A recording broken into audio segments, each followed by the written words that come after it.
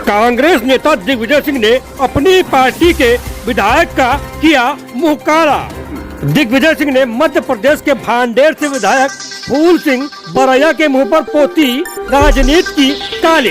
फूल सिंह बरैया ने कहा था कि यदि भाजपा 50 सीट भी लाती है तो वे अपने हाथों से करेंगे मुंह काला।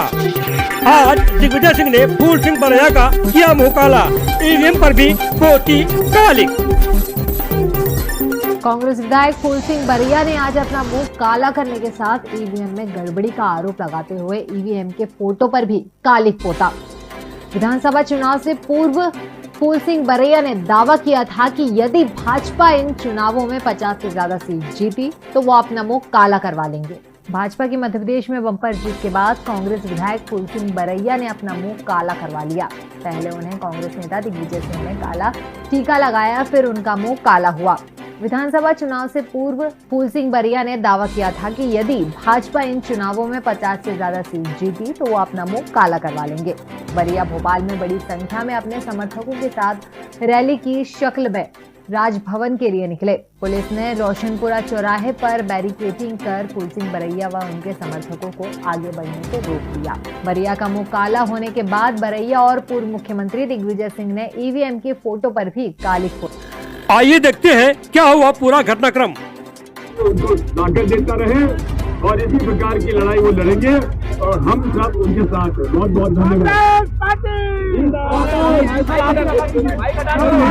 बरैया जी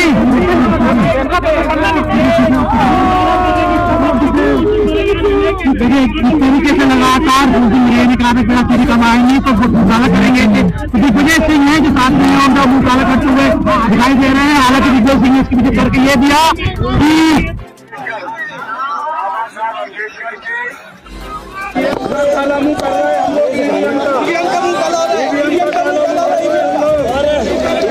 तस्वीरों में देख सकते हैं काला कर रहा था फूल सिंह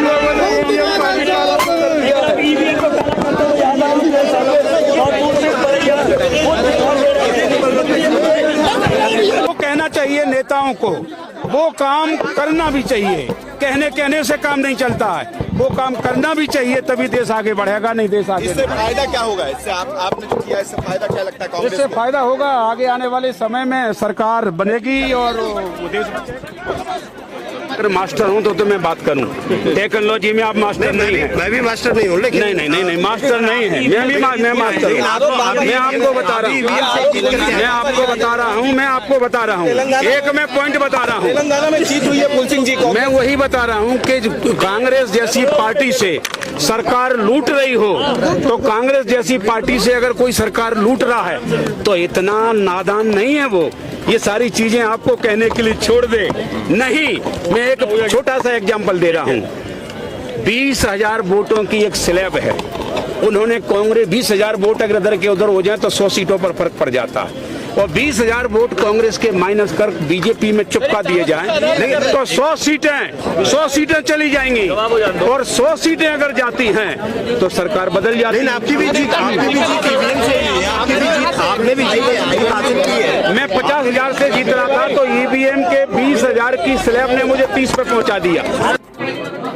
और ईमानदारी से चुनाव जब भी होगा, भारतीय जनता पार्टी मध्य प्रदेश में 50 विधायक नहीं जीत पाएगी। ये मेरे पास कैलकुलेशन है, क्योंकि भाजपा के पास नेचुरल वोट नहीं है।